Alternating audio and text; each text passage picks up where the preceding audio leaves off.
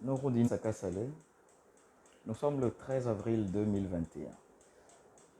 Avril 2021, c'est un mois qui a été éprouvant pour notre pays, le Bénin. Très éprouvant. Il y a des familles qui ne reverront plus jamais leurs membres. Il y a des enfants qui ne reverront plus jamais leur père. Il y a des femmes qui ne reverront plus jamais leur mari, qui ne reverront plus jamais leur enfant. Avril 2021, c'est curieusement le mois dans lequel la communauté musulmane commence la période de Ramadan. Je suis musulman, je suis en plein Ramadan et je prends l'occasion de ce mois béni pour adresser un message à mon pays en espérant que nous fassions l'effort de devenir un jour une nation.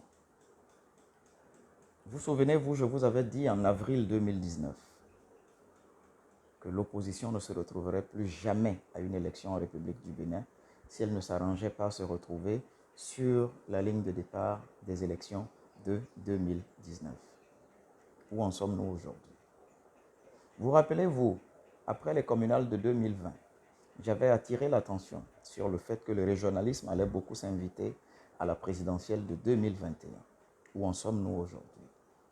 Nous en sommes arrivés à un stade où le président de la République, encore en exercice à l'époque, disait haut et fort dans sa langue fond, faisait une allusion sur le caractère suprémaciste du fond en politique au Bénin. Vous souvenez-vous, je m'étais offusqué des propos de M. Armand Ganset qui avait parlé de la vertu des femmes peules. Et je lui rappelais que ma mère n'était pas une traînée. Et je vous avais dit à cette époque de faire très attention aux idiots parce que justement, ils viennent dire tout haut ce qui se dit tout bas dans les cercles qu'ils fréquentent. Où en sommes-nous aujourd'hui? Ce qui est bien, c'est que même en voulant mentir aux autres, on arrive difficilement à se mentir à soi-même. La vérité, on la connaît, même quand on essaye de mentir aux autres. Je voudrais que toute personne qui regarde cette vidéo pense, réfléchisse, et nommément certaines personnes, sur le fait que si nous sommes en face de la vraie violence, est-ce que nous pourrons encore avoir cette sérénité? Si nous sommes en face du vrai terrorisme, est-ce que nous serons encore dans cet état de sérénité? C'est pour dire qu'une nation ne peut pas se construire en traitant les autres de terroristes, en traitant les autres de violents, parce qu'ils ne pensent pas comme vous. Si vous estimez que vous avez la fierté de vous considérer comme membre d'une ethnie donnée ou membre d'une organisation politique donnée, pourquoi me refusez-vous le droit de me revendiquer fier d'appartenir à une autre ethnie donnée? Pourquoi me refusez-vous le fait de revendiquer ce droit à la différence? C'est parce que vous n'êtes pas moi que je vous apprécie. C'est parce que je ne suis pas vous que vous avez au moins le devoir de respecter ma différence. Je suis Bariba de Mère Peul. Je suis fier de l'être. Ma fierté ne doit pas annihiler la fierté de l'autre d'être Aïzo, la fierté de l'autre d'être Goum, la fierté de l'autre d'être Otamari. Nous ne pouvons jamais aller à une réconciliation. Nous ne pouvons jamais aller à une nation si nous n'estimons pas que certains posent des actes et tiennent des propos et des actes inhumains, impardonnables. Vous êtes sûr que si nous nous retrouvons dans des cas de violence, si vous appelez les manifestations de revendication violentes, est-ce que vous êtes sûr qu'en face d'une vraie violence, d'un vrai terrorisme, qui sont des actes destinés à détruire, à semer le désarroi dans les familles, est-ce que vous êtes sûr que chacun de nous sera serein dans son domicile? Il ne faut pas utiliser des mots et des expressions dans le but d'intimider, de faire peur et d'attirer la foudre sur certaines personnes. Non. Aucun de nous Béninois ne sera tranquille dans sa maison si nous nous retrouvons dans un schéma de violence délibérée et de terrorisme. Ce sont des mots suffisamment forts pour que nous ne nous amusions pas avec. Ce sont des mots suffisamment dangereux pour que nous ne nous amusions pas avec. J'ai suivi attentivement tout ce qui s'est passé dans notre pays. J'ai tout suivi. Non pas que ce n'était pas prévisible, mais ce n'était pas souhaitable. J'ai tout suivi attentivement.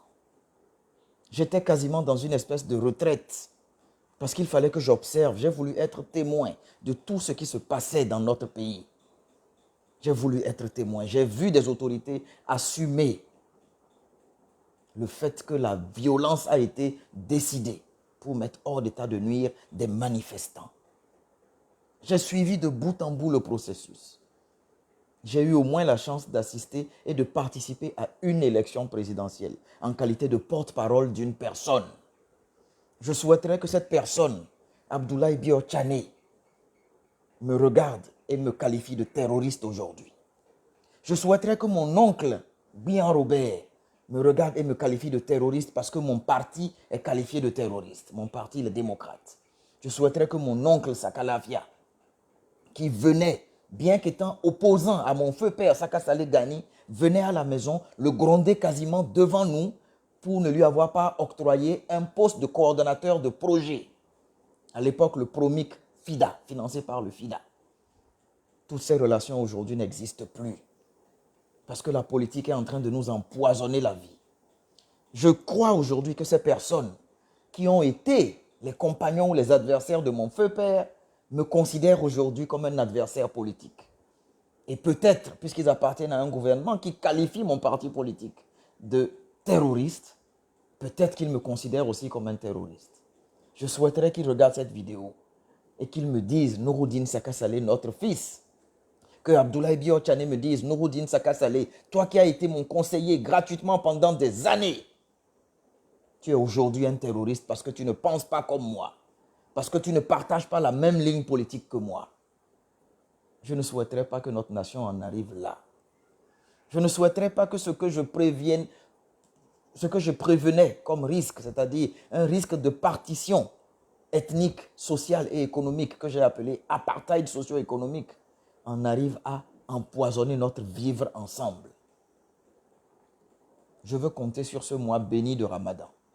Je veux compter sur ce mois béni de Ramadan pour que nos dirigeants considèrent que la politique n'est pas une fin en soi et qu'on ne peut pas user de tout type de stratagèmes les plus perfides, les plus morbides pour exclure certains citoyens de la participation à la gestion de leur pays. Je veux compter sur ce mois béni de Ramadan pour demander à ce que personne ne s'amuse avec les termes violence, terrorisme. Parce que si nous nous retrouvons en face du terrorisme, si nous nous retrouvons en face de la violence destinée à détruire et à nuire, aucun de nous ne sera plus tranquille dans sa maison. Il y a des familles, des personnes politiques autour du président Patrice Talon qui ont été obligées de fuir leur maison, bien qu'étant au pouvoir. Ces personnes-là ont pu comprendre d'une manière ou d'une autre ce que c'est que l'exil imposé à d'autres personnes. Ces personnes ont pu comprendre le désarroi dans lequel certaines personnes peuvent se trouver parce qu'obligées de fuir leur maison, parce qu'on dit qu'on va les arrêter. Notre pays va très mal. N'en déplaise à ceux qui, pour des questions de prébande politique, des questions de dividendes politiques, s'amusent à vouloir traiter et souhaiter un sort misérable aux autres. La politique ne demande pas tout cela. La politique, ce n'est pas cela. Lorsqu'on est rejeté par un clan, on fait attention seulement aux membres du clan. Mais lorsqu'on est rejeté par un pays, on est en danger parce qu'on ne sait pas, à chaque pas qu'on pose, qui dans ce pays, qui dans cette population peut constituer une menace pour nous. Je ne souhaiterais pas que notre pays en arrive à cette extrémité. La politique est en train de nous tuer. La politique a déjà endeuillé des familles. La politique a déjà tué des familles. La politique n'est pas une fin en soi. J'appelle la bonté d'Allah le Tout-Puissant. J'appelle à une réconciliation d'abord avec nos valeurs. J'appelle à une réconciliation avec nous-mêmes. J'appelle à une réconciliation dans notre pays, le Bénin. Et je nous souhaite d'être une nation. Qu'Allah bénisse nos sacrifices en ce mois de Ramadan. Et qu'Allah amène le pardon sur la terre béninoise. Qu'Allah éloigne de nous les germes de la division, les germes du suprémacisme ethnique et les germes de la détestation d'autrui que nous avons érigé en système de gouvernance, que nous avons érigé en quotidien. Je félicite le peuple béninois pour cette capacité à rester au-dessus des tentatives de division qui sont imposées par ceux que nous avons comme dirigeants, de tous bords confondus. Je félicite le peuple béninois parce que nous avons encore ce terreau de l'union au-delà des divergences politiques. Aucune famille béninoise aujourd'hui ne peut se revendiquer d'être d'une telle ethnie ou d'une telle autre région. Dans ma famille, il n'y a personne qui se soit mis en couple avec quelqu'un de notre ethnie ou de notre région. Personne. Personne. Toutes mes sœurs sont avec des personnes qui ne sont pas originaires du Nord. Moi, je ne suis pas avec une personne qui est originaire du Nord. Personne chez moi. Donc me traiter de terroriste, d'étranger, parce que je suis d'une région du Bénin. Comment se sentiront mes petits-neveux, mes petites-nièces, qui sont de Dambo, qui sont de Savalou, qui sont même du Congo? Arrêtons de nous détruire entre nous. Arrêtons. Le vilain vent va passer. Et je souhaite pour mon pays que jamais nous ne fassions l'expérience de la violence.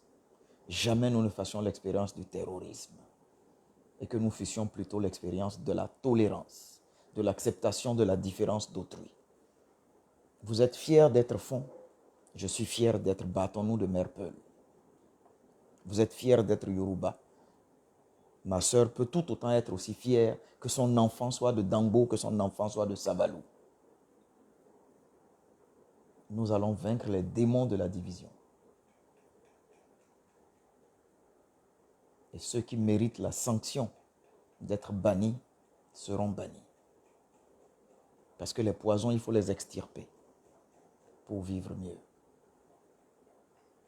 Bon mois de Ramadan à toute la communauté musulmane du monde. Priez pour mon pays, le Bénin.